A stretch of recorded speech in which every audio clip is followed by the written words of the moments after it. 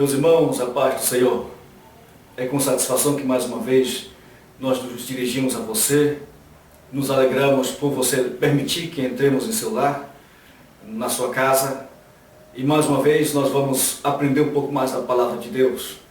Nesta noite, porque hoje de fato é noite, queremos nos desculpar por estarmos atrasados com esta aula, aconteceram alguns imprevistos, mas aprove Deus, mesmo nesse momento, nós gravarmos esta aula. Hoje nós vamos falar sobre o milagre da ressurreição de Dorcas. E a lição é a lição número 11, que vai ser ministrada no dia 13 de setembro de 2015. Será uma bênção esta lição. Eu tenho certeza que Deus tem uma palavra ao seu coração. O texto áudio desta lição está embasado em Atos, capítulo 9, versículo 39, que diz assim: Pedro atendeu e foi com eles. Tendo chegado, conduziram-no para o cenáculo, e todas as viúvas o cercaram, chorando e mostrando-lhes túnicas e vestidos que Dorcas fizera enquanto estava com elas. Louvado seja Deus. Esta lição ela é comentada pelo comentarista pastor Dr. Abner de Cássio Ferreira, e este que vos fala é o presbítero Eudice Pou. O texto de referência nós não vamos ler, mas está registrado em Atos capítulo 9, versículo 36, 37, versículo 40 e versículo 41. Nós não vamos ler porque nós temos que ganhar tempo. Agora, já entrando no subsídio desta lição, diz assim: qual é o maior milagre que Deus pode fazer para nós? É uma grande e bela interrogação. Alguns diriam que o maior milagre é um milagre do corpo ou a recuperação da saúde. Outros votariam em favor da ressurreição dos mortos. Ao meu ver, o maior milagre de todos é a salvação da alma, é a salvação do pecador. Isso porque custou um alto preço e também produz os maiores resultados e traz a glória a Deus, glorifica a Deus. Então, ao meu ver, o maior milagre é a salvação, é a glorificação.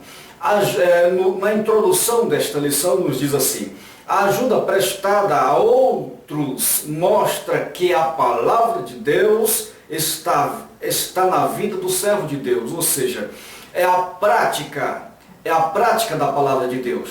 Porque se eu ouço a palavra de Deus, eu tenho que pôr em prática. Até porque eu não serei cobrado por aquilo que eu não sei, mas eu serei cobrado por aquilo que me foi ensinado, aquilo que me foi dado ao coração. Eu não tenho que saber tudo que a Bíblia diz, mas eu tenho que pôr em prática aquilo que aprendi da palavra de Deus. É um detalhe. O cuidado com as necessidades diárias das pessoas prepara o solo do coração delas para Deus. Ou seja, quando você põe em prática aquilo que Deus tem ensinado a você, você tem sido convencido que isso é através das obras, o reflexo nas obras, e isso o que vai acontecer? Vai gerar frutos, as pessoas vão ver frutos, diz um adágio assim. As pessoas, o mundo não lê a Bíblia, mas ele lê a vida do cristão. Por essa razão que o cristão tem que frutificar. No tópico 1 da lição, nós temos que correr um pouquinho. Dorcas, a notável discípula. Bem, discípulo aqui quer dizer o que recebe disciplina ou instrução de outro, o que segue a ideias ou imita o exemplo de outro. Isso é discipular. E aqui nos fala que Dorcas era uma notável discípula de Jesus. Dorcas era fervorosa, ou seja, ela servia ao Senhor com muita alegria, com muito ânimo, e ela era abnegada, segundo o escritor da lição. Abnegar quer dizer agir por interesse, ou quer dizer não age por interesse, o que renuncia às suas próprias vontades em função de uma outra pessoa. Isso é abnegar ou abnegada. a Dorcas, ela fazia tudo isso por um grande amor, por ela ser uma discípula de Cristo. Ela não barganhava com as pessoas, ela não usava as obras como instrumento de troca, ela glorificava o Senhor, e isso deixava ela feliz e as pessoas, porque quando o Senhor entra na vida da pessoa, isso gera satisfação eterna. 1.1 da lição diz, o reflexo da vida abundante.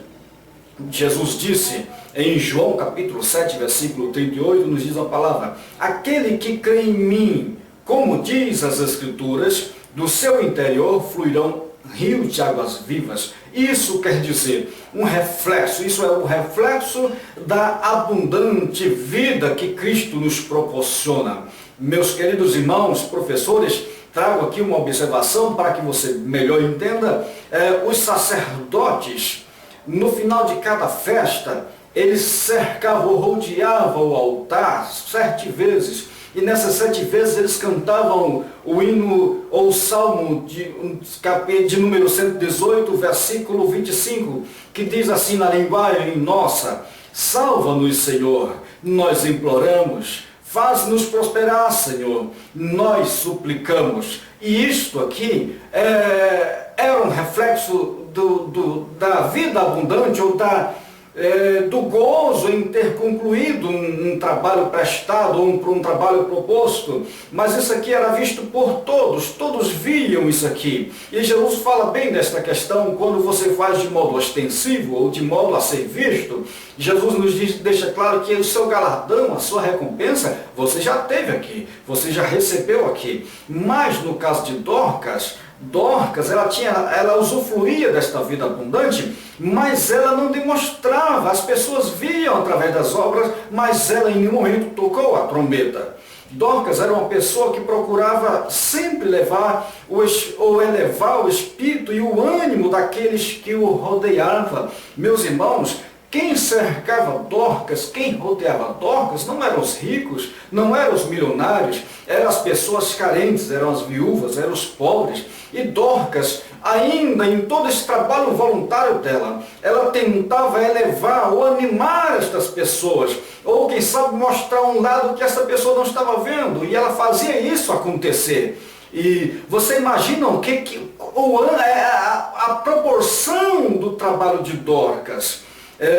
Jesus disse em João capítulo 4, versículo 34, a minha comida é fazer a vontade daquele que me enviou e concluir a sua obra. Então veja, quando você faz uma obra, quando você faz algo que lhe dá satisfação, que isso não lhe causa peso, que isso não lhe causa dor, isso é prazeroso. Jesus vivia isso. Por exemplo, lá no poço da mulher, com a mulher samaritana, que os discípulos foram à cidade e voltaram, e eles pensaram que Jesus já tinha alimentado porque ele falou alguma coisa sobre alimentação. Isto é, o gozo, quando você faz alguma coisa por prazer, no caso de Dorcas e no caso de Jesus, a hora passa, os dias passam e você não vê. Você trabalha alegre e ainda anima as pessoas que estão à sua volta. Louvado seja Deus. 1.2. Uma discípula de Jesus. Jesus disse, fui estrangeiro e vocês não me acolheram. Necessitei de roupas e vocês não me vestiram. Estive enfermo e preso e vocês não me visitaram. Mateus 25, versículo 43 e 45. Jesus respondeu, ou ele responderá, digo-lhes a verdade, o que vocês deixaram de fazer a alguns destes mais pequeninos, também a mim deixaram de fazer. Queridos irmãos, tudo que Dorcas fazia, ela fazia para os pobres, mas em cima desta palavra, ela estava fazendo para Jesus. E em nenhum momento aquele que faz para Jesus, trabalhando para o próximo, para quem quer que seja, mas como que se fosse para Jesus, em nenhum momento ele deixará de ter recompensa. Então veja, Dorcas, nesse quesito, ela desenvolveu o seu chamado, desenvolveu a sua vida espiritual. Atos capítulo 9, versículo 36, nos traz assim, em Jope havia uma discípula chamada Tabita, que em grego é Dorcas. que se dedicava a praticar boas obras e dar esmola. Então veja, meus irmãos, ela era uma mulher de grandes obras e não de grandes mensagens. Veja o contraste.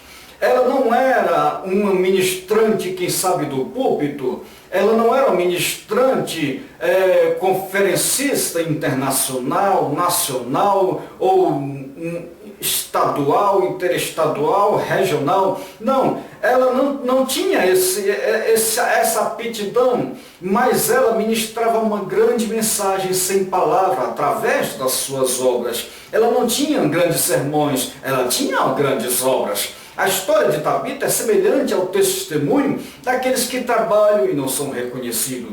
Como são muitos que fazem grandes obras ao Senhor, que estão nos bastidores e não são vistos, mas que o Senhor está vendo.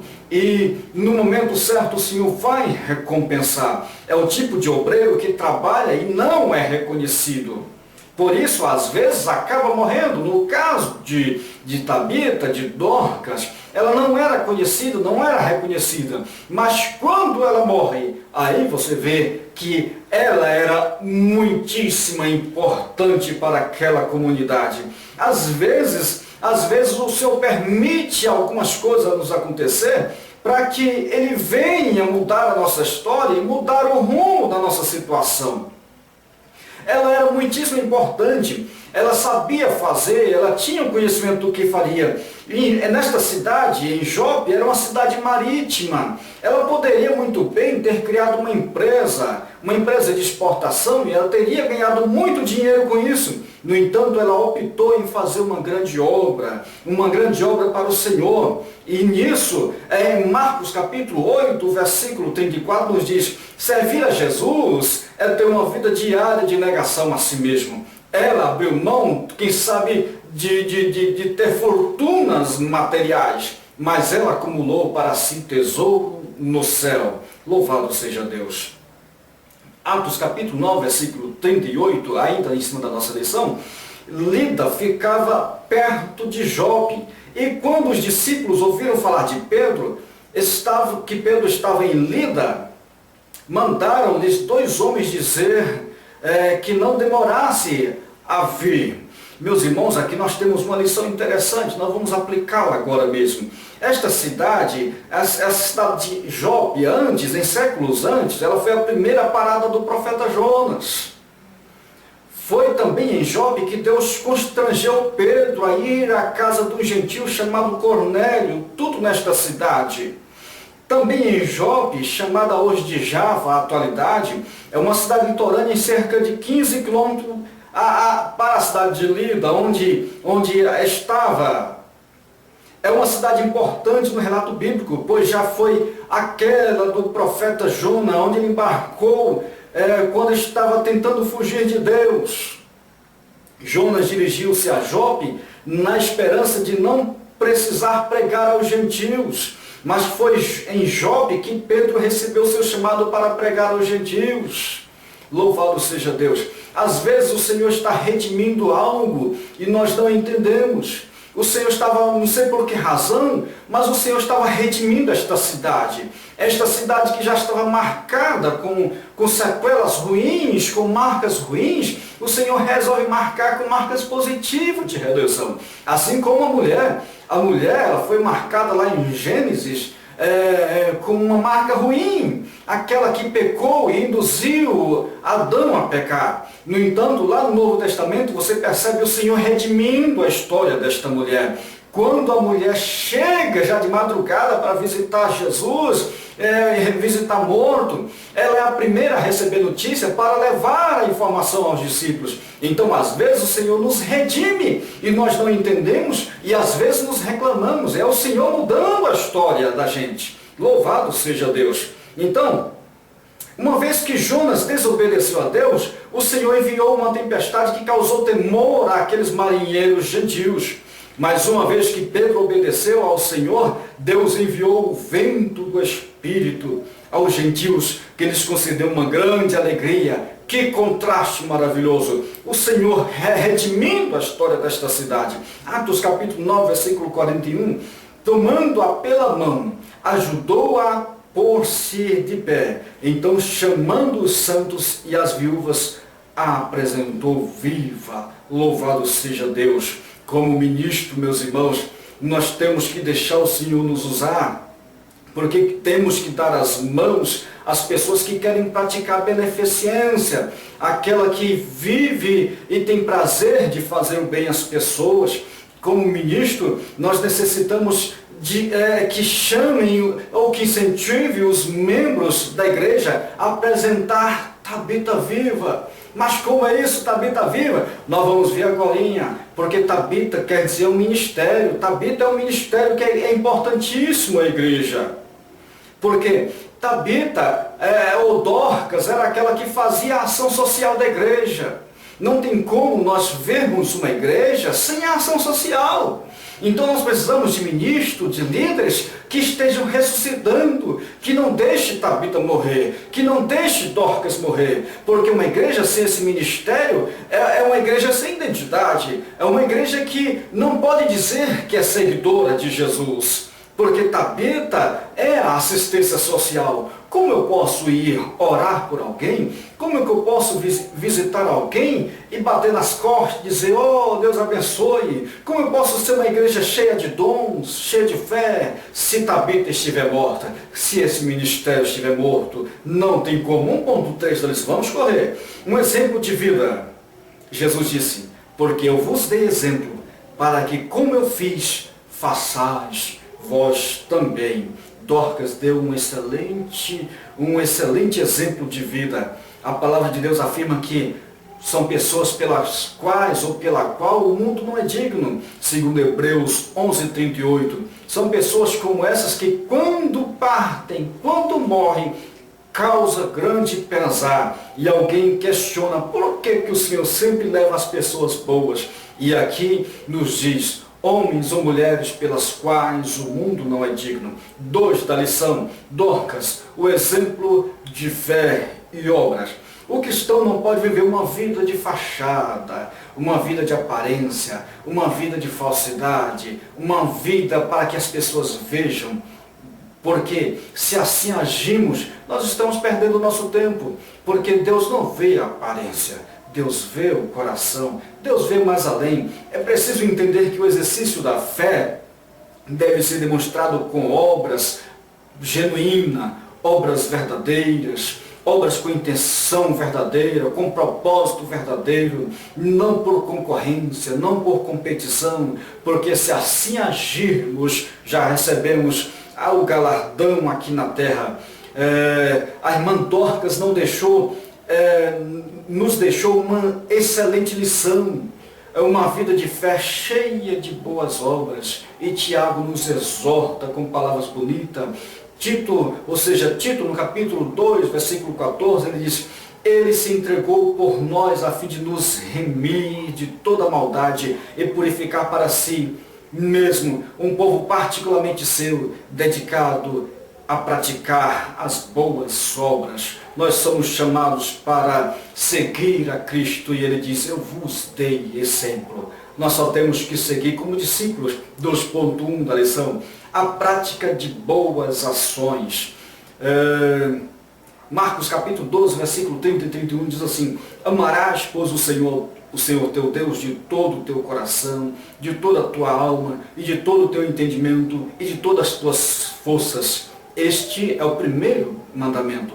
E o segundo, semelhantemente a este amarás o teu próximo como a ti mesmo. Não há outro mandamento maior que este. Veja, se amamos ou se amarmos a Deus, experimentamos deste amor inefável de Jesus. E quando nós experimentamos o amor inefável de Jesus, nós podemos amar os outros, ou amar outros, ou trazer outros para Jesus. Porque o amor de Jesus nos impulsiona a amar. E a Bíblia nos fala assim, amarás o teu próximo como a ti mesmo. Como é difícil.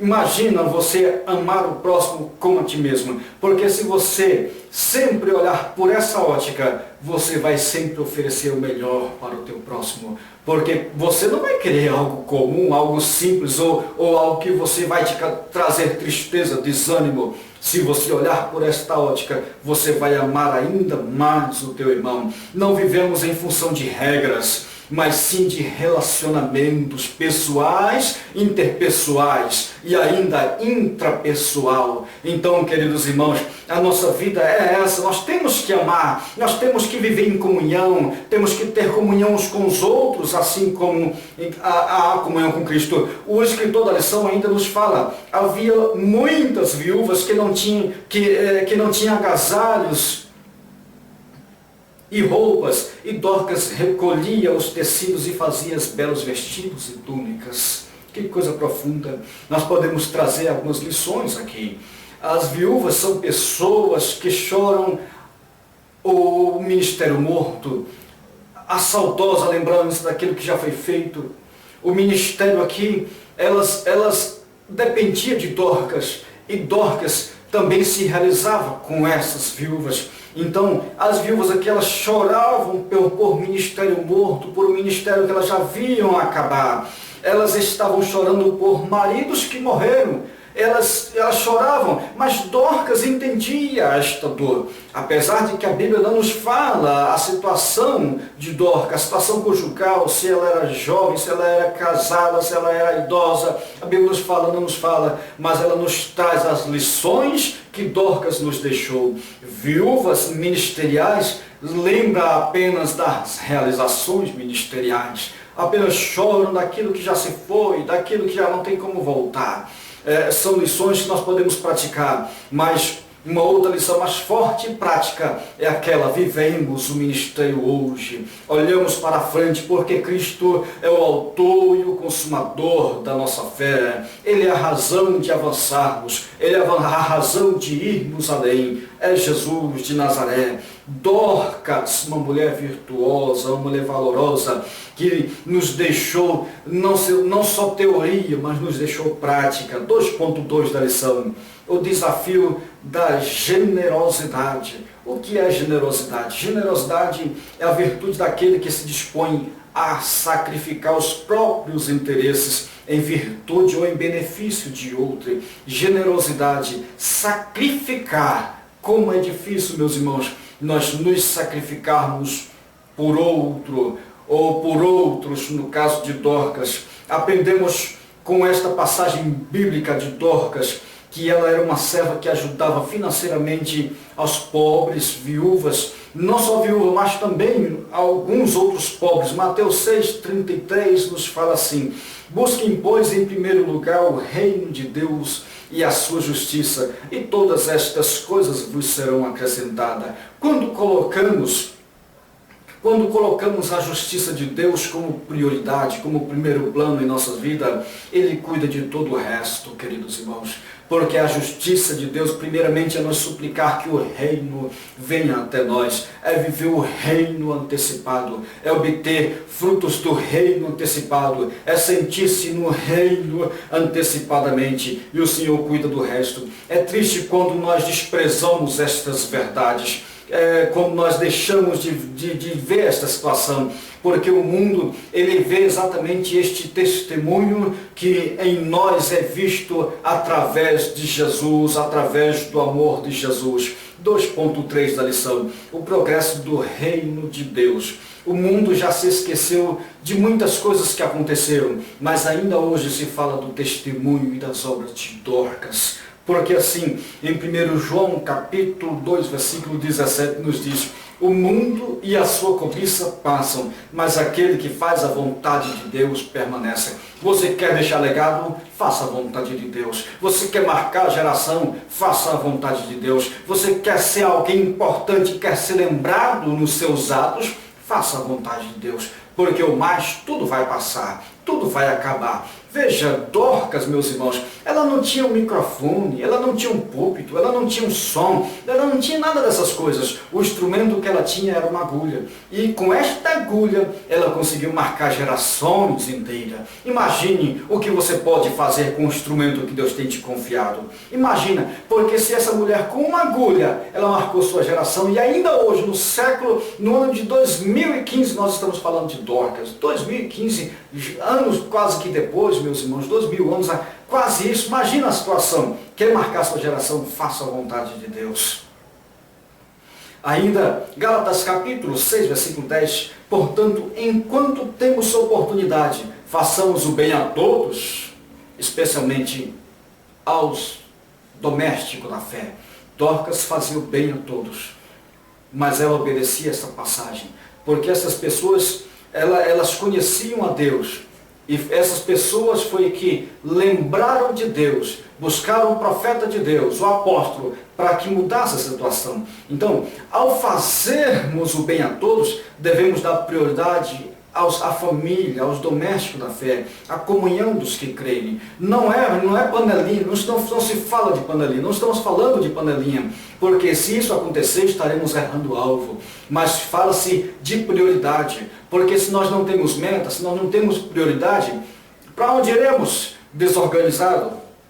Mas fala-se do equilíbrio, o Senhor nos chama para o equilíbrio, para esta firmeza, para esse sentido. Então não importa o dom, não importa a profissão, se você faz isso para a glória de Deus, o Senhor será glorificado. 3, estamos caminhando para a reta final.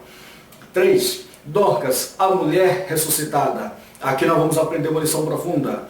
Atos 9, versículo 37. E aconteceu naqueles dias que ela, adoecendo, morreu. E depois de terem levado, puseram-na no cenáculo. Nós temos uma lição muito importante aqui. Onde colocaram Tabita? Colocaram no cenáculo. O cenáculo, meus irmãos, era um lugar semelhante àquele que os apóstolos receberam o Espírito Santo. O cenáculo era um lugar equivalente a isso. Aquele lugar lembrava algo especial. Aquele lugar lembrava o nascer da igreja, o poder de Deus, o Espírito de Deus, as conversões, decisões. Como já não subiam mais ao cenáculo para orar, levaram um caixão. Qual a lição que podemos ter nisso? Meus irmãos, a oração tremia aquele lugar, a oração fazia algo tremendo, mas a oração tinha acabado, a oração já não havia mais, a misericórdia e o poder já não manifestava mais, com exceção de Dorcas, porque Dorcas aqui, ela era latente, uma discípula fiel. Imagina, então, vamos trazer uma lição agora. Se o cenáculo não for mais usado, se esse lugar de poder não for mais usado, o que vai acontecer? Ele vai se tornar um cemitério de mortos, um cemitério de tristeza, um lugar vazio, um lugar de solidão, um lugar de choro. Mas o Senhor quer mudar. Eu não sei como está a sua situação, se você já foi uma pessoa fervorosa no cenáculo, não sei se você já foi uma pessoa que já fez algo muito grande para Deus e hoje você está com esse cenáculo vazio, apenas lembra um clima fúnebre, um clima doentio, um clima de morte. Mas só que tem uma coisa: onde tem homem de Deus, onde tem remanescentes, há milagres. Porque através de Dorcas, através deste grande milagre, através de Dorcas, muitas vidas foram sacudidas, muitas vidas se entregaram a Jesus. Aquele lugar que naquele momento se tornou luto, o Senhor mudou a história dele e o Senhor transformou em uma grande festa aquele momento, onde Deus está operando, torna-se um lugar bom para se viver. 3.1, morrer sem deixar saudade. Isso aqui é terrível, ou seja, morrer sem deixar legado. Meus irmãos, o comentarista nos traz a história de Jeoaram. Esse homem foi um rei, filho de um rei importante, Josafá. Mas esse homem não deixou legado, esse homem não deixou história, este homem passou e não marcou a sua história. No entanto, nós vemos Dorcas marcar a sua história. Dorcas marcou a história. O apóstolo Pedro marcou a história. O apóstolo Paulo marcou a história. E muitos dos outros apóstolos marcaram a história. E você? Você está marcando a sua história. E você? O que você está fazendo? 3.2. O despertamento da fé. Pedro foi o discípulo aplicado porque ele aprendeu com Jesus. Ele procedeu exatamente como Jesus ensinou. Quando lá em Mateus 9, versículo 25, depois que a multidão se afastou, ele entrou e tomou a menina, isso Jesus falando com a filha de Jairo. Pedro fez a mesma coisa. Pedro não fez isso com finalidade de trazer a televisão se fosse nos nossos dias de hoje. Pedro não fez isso com a finalidade de trazer espetáculo ou aflorar o seu ministério e se fosse nos dias de hoje filmar e reproduzir e fazer muito sucesso. Não. Pedro visou a glória de Deus. Pedro visou trazer novamente a vida de Dorcas e marcar aquelas pessoas. Costumo dizer que a glória de Deus sempre há de manifestar. Se Jesus cura o enfermo vê a glória de Deus, ou o povo vê a glória de Deus. Mas se o enfermo partir para a glória, o enfermo vai ver a glória de Deus. Todo jeito a glória de Deus será manifestada. A incredulidade impede o bom andamento da obra de Deus. E a incredulidade, queridos irmãos, o Senhor julga com mão forte. Incredulidade é diferente de dúvida, porque dúvida é você ter uma ou mais, duas ou mais opções. Mas incredulidade é você ver Deus agir e duvidar do agir de Deus. E aí Deus julga, como fez lá com o povo de Israel no deserto. 3.3. Compaixão, oração e fé. 3 fatores que tornaram essenciais para o milagre acontecesse. Primeiro, o poder da compaixão. O que é compaixão? Compaixão é um sentimento piedoso de simpatia para com a tragédia pessoal de outrem, acompanhado do desejo de minorar a dor, diminuir a dor. E foi através deste sentimento que Pedro tomou uma atitude que foi de ressuscitar aquela mulher. Tabita teria sido sepultada se não fosse o poder de Deus através do apóstolo Pedro. Segundo, o poder da oração. O apóstolo Pedro sentiu uma coisa que ele aprendeu com Jesus, foi a orar. Já falei uma vez aqui, com Jesus tinham sempre duas equipes. Uma equipe maior e uma menor. Uma equipe maior que era equivalente de 8 ou 9 discípulos. Jesus nunca exigiu que eles fossem mais além. Jesus nunca exigiu que eles orassem. Jesus também não exigiu que eles vigiassem. Mas teve um outro grupo pequeno, do qual Pedro fazia parte. Este grupo, Jesus levou para o monte. Este grupo, Jesus exigiu que eles andassem um pouco mais. Também desse grupo, Jesus pediu que vigiasse, e também desse grupo, Jesus pediu que orasse. E Pedro aprendeu bem esta lição, porque nós vemos isso acontecer lá mais atrás, naquela lição, quando ele disse, não tenho ouro, nem lá na porta formosa. Aqui também, Pedro, mais uma vez ressuscitando, que quer dizer que ele aprendeu bem a lição com Jesus. Louvado seja Deus, estou concluindo. E por último, o agir pela fé. Sem fé, é impossível agradar a Deus. Se tem uma coisa que os apóstolos viviam, é pela fé. Se tem uma coisa que nós podemos fazer para Deus, é através da fé. Porque a fé ela vem pelo ouvir e ouvir a palavra de Deus. Em nenhum momento nos leva a ver, nos leva a crer. Louvado seja Deus. E assim concluímos esta lição. A igreja adiou o sepultamento da amada discípula Dorcas, na esperança da intervenção divina. A esperança estava no lugar certo.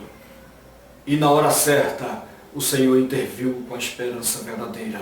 Queridos irmãos, nós queremos louvar a Deus por sua vida, queremos louvar a Deus por seu ministério, queremos pedir, queridos professores, que neste domingo você venha glorificar a Deus através do seu ministério, através da sua vida. Que o Senhor mais uma vez venha se fazer presente. E mais uma vez eu lhes peço, orem por nós, orem por nosso ministério, divulgue nosso ministério, ore acima de tudo por nós, porque nós necessitamos das suas orações. E se Jesus não voltar, nós estaremos com certeza com as próximas aulas. O Senhor está levantando companheiros para nos auxiliar neste ministério. Já levantou um casal de amigos para a confecção dos slides. Então eu creio, queridos professores, que você já poderá usar os slides na próxima aula. É possível que lá para sexta, mais tarde sábado, estarei disponibilizando os slides e você poderá baixar. E Deus está levantando pessoas, meus irmãos, para nos ajudar. E você, quem sabe, poderá ser uma dessas pessoas que o Senhor vai levantar para nos ajudar. Olha, Deus, participe deste ministério. Seja muito bem-vindo. Meus irmãos, fiquem na paz do Senhor Jesus. Um grande abraço. Amém.